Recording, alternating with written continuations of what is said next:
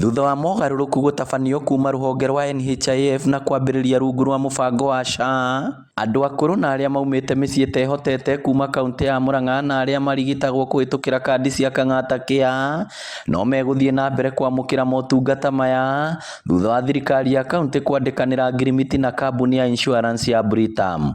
Tũgĩthiĩ mwena-inĩ wa SHIF, hena maũndũ maigana ũna macenjetie thĩinĩ wa mũheanĩre witũ wa Kang'ata Care, tondũ no nginya tũcenjie ngirimiti ĩrĩa twarĩ nayo na SHIF nĩ tondũ wa watho ũrĩa wathondekirwo.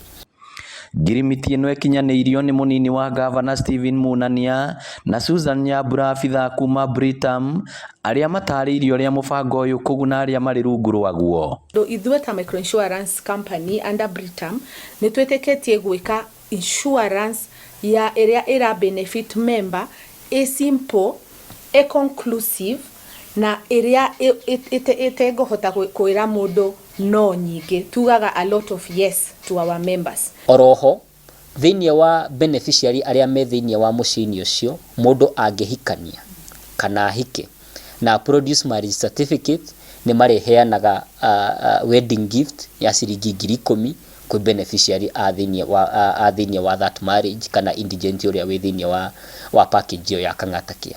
Wa gatatũ, nĩ meranĩire atĩ thĩinĩ wa indigent acio mũtumia kana mũthuri ũcio wandĩkithĩtio Kang'ata Care angĩgĩa kana nĩ ekũheo a produce birth certificate ya mwana ũcio, akaheo ciringi 10,000 ĩta baby gift ya mũciĩ ũcio. Arĩa makoragwo na endwa ao rungu rwa kandi ĩno ya Kang'ata Care magĩtarĩrio ũrĩa mateithagia, gũkũ makiuga mararĩ na guoya wa motungata mayo gũkinya mũthia.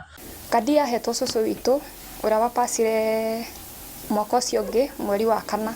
Nĩ twacokire tũkĩheo mbeca icio cia last expense 100,000. Narĩkia kũhurũka, andũ a Kang'ata Care nĩ matũrehire ciringi 100,000 na igĩtũteithia mũno nginya kũrĩha tũmathirĩ tũrĩa twarĩ kũu mũciĩ ũcio.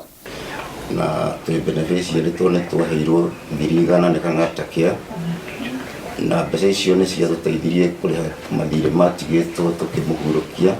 Ngĩribotera Inooro TV kuma kaũntĩ ya Murang'a, rĩtwa rĩakwa nĩ Victor Kĩnuthia.